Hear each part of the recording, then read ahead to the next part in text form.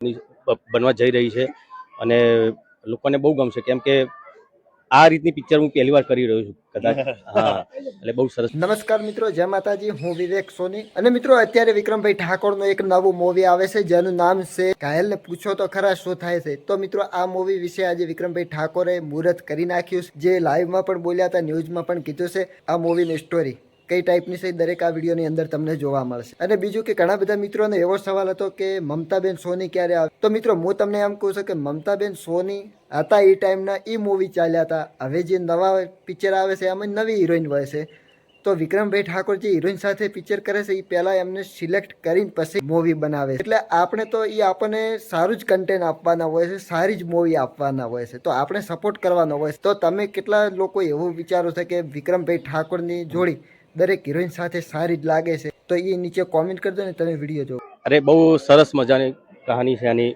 Story બહુ સારી છે, બે મિત્રોની છે અને પ્રેમની પણ કહાની છે અને બહુ સારી પિક્ચર બનવા જઈ રહી છે અને લોકોને બહુ ગમશે કેમ કે આ રીતની પિક્ચર હું પહેલી વાર કરી રહ્યો છું કદાચ.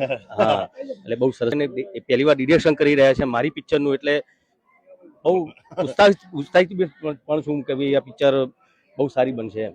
એવું ઘાયલ એટલે ખાલી પ્રેમનો કોઈ પ્રેમથી દગો થાય એ ઘાયલની વાત નથી, પણ આમાં દોસ્ત પણ દગો કરે છે એટલે એ વસ્તુ છે આમાં. ને પણ તમે પિક્ચર જોશો એટલે તમને ખબર પડે. તો મિત્રો એમને કીધું છે કે ઘાયલને શું થાય છે એ મૂવી એક બે મિત્રો અને એવી બધી ઘટના છે. તો આ મૂવી ખૂબ જ સારું હશે. રક્ષાબંધનના પવિત્ર તહેવારોની અંદર દરેક સિનેમાઘરોની અંદર લાગશે. આપણે બધાને સપોર્ટ પણ કરવાનો છે અને જોવા પણ જવાનું છે.